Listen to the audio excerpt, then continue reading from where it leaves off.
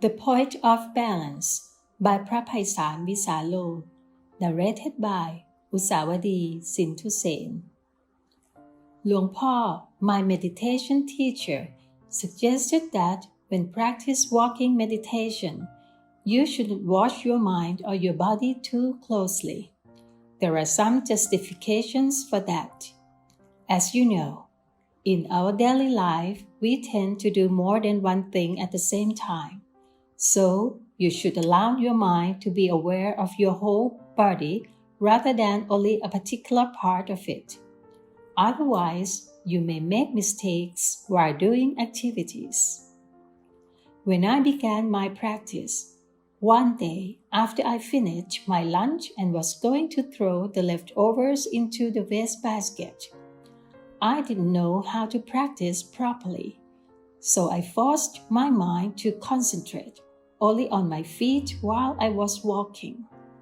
When I threw the leftovers into the basket, I found that not only the leftovers, but the fork and spoon were also thrown away. Why? Because I concentrated too much on my feet. I didn't allow my mind to be aware of my whole body, especially the act when holding the plate with the leftovers and the fork and spoon. So you can see that if you force your mind to concentrate only on one part of your body, you will limit your awareness to that part and forget the rest. There is another story of a practitioner who wanted to concentrate on every act of his movement. Before he went to his office, he had to get dressed. He concentrated on his act of dressing very consciously and very intensely. When he took his shirt, he concentrated on it. While wearing the shirt, he concentrated on every movement of the wearing. The same applied to putting on his trousers, his socks, and his shoes. When he went to work, it took more than an hour for him to realize that he forgot to zip his trousers. In walking meditation, it's okay if you walk with a high concentration because you only have one act. Yet, in reality, you have many acts at the same time. You may walk and also hold something in your hands. When you drive a car, you have to look at the road and control the steering and the speed with your hands and legs. This requires your total awareness. If you focus your mind only on one particular part of your body, it will cause problems. So far, I mentioned only the physical aspect, or the aspect of the body activities. However, this principle can apply to the mental aspect too. If you force and watch your mind too closely, you tend to block your thoughts. When there is no thought, you do not learn how to let go of it. You should allow thoughts to arise so that you learn how to let go of the thoughts or emotions. If you block your mind, the thoughts cannot arise. Then you do not know how to let go of them when they do arise. It's important for you to keep your mind in balance. Do not watch or concentrate too closely, or let it loose to all distractions. This will enable your mind to be aware of the mind as well as the body, and not only your hands, but the whole body, including the surroundings. This is what we should do when we cross the road, especially in the big cities. You have to be aware of the act of walking and also of the mind. If you are absent-minded while crossing the road, it's very dangerous. You also need to be aware of your surroundings.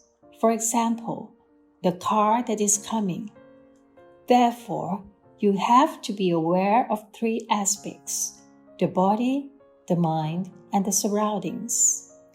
One can achieve this only if he keeps his mind in the point of balance, neither watching too closely the mind nor concentrating merely on the body. For the beginners, do not be confused with what I said. Be aware of your body first. Do not pay much attention to the mind or to the thoughts, because you have to go step by step. You may be aware of the surroundings, the noise, or whatever, but be aware with mindfulness. Do not be disturbed by the noise or by the visitors that come to talk to you. Just see them as they really are.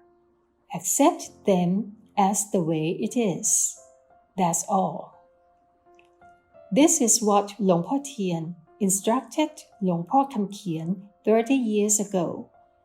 Luangpor Kamkhian at that time was very good at concentrating his mind on the breath only, and would cut himself off from his surroundings or any kind of thoughts. Once, when he was practicing in a closed room with closed windows and a closed door, Luangpor Teean came to visit him. He didn't go into the room, but standing outside and asked, "What are you doing?" Luangpor Khamkhian said, "I am practicing meditation." Then Luangpor Teean asked, "Can you see me?" Luangpor Khamkhian replied, "No, I cannot see you." Luangpor Teean continued, "What does it take for you to see me?" Luangpor Khamkhian replied, "I have to open the door first." After he opened the door, Luangpor Teean, while standing on the threshold, asked, "Now, do you see me?" Luangpor Khamkhian replied, "Yes, now I see you." "Can you see inside?" Luangpor Teean means inside the room. Luangpor Khamkhian replied, "Yes, I can see inside." "So now you see both outside and inside, right?" "Yes, I can see both now," replied Luangpor Khamkhian. Luangpor Teean then said, "You should practice like this. Do not focus your mind only on the inside. In other words, do not turn inward, but be aware of both the outward and the inward. That is the point of balance." Luangpor Teean suggested Luangpor Khamkhian that he should not block his mind or turn his mind inwardly, but should allow it to be aware of the surroundings too. This is how this practice is different from other methods. Many methods suggested blocking the mind, which makes you achieve concentration very easily. Yet once you get out of the practice, your mind can easily be disturbed by the thoughts, because you have not trained yourself how to deal with them. Since the thoughts have been blocked, you have no chance to be aware of them and cannot learn to let go of them. This is the difference. I just explained the reason behind the Master's suggestions. Now, what you should do is try to develop total awareness during your practice and apply the awareness during your daily life.